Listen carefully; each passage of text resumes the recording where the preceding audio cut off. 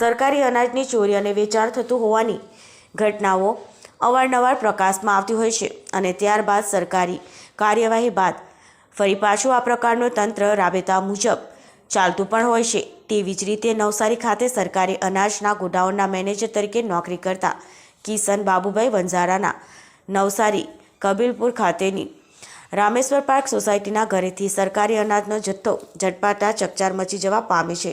કિશનભાઈ બાબુભાઈ વંજારાના ઘરે સરકારી અનાજનો જથ્થો છે તેવી માહિતી મળતા જ નવસારી શહેર ગ્રામ્ય અને જલાલપોરના મામલતદારોએ એના ઘરે છાપો મારી સરકારી અનાજના ચોખાનો 16 જેટલા કટ્ટામાં રહેલ 950 કિલો જેટલો ચોખાનો જથ્થો ઝડપી પાડી કાયદેસરની કાર્યવાહી હાથ ધરી છે।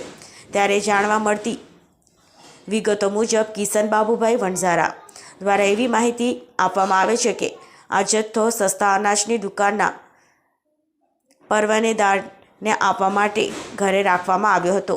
ત્યારે આ બાબતે પુરવઠા વિભાગ દ્વારા કાયદેસરની કાર્યવાહી કરાઈ બાદ શું પગલાં લેવામાં આવે છે તે જોવાનું રહ્યું। દક્ષિણ ગુજરાત બ્યુરો ચીફ સલમાન શેખ।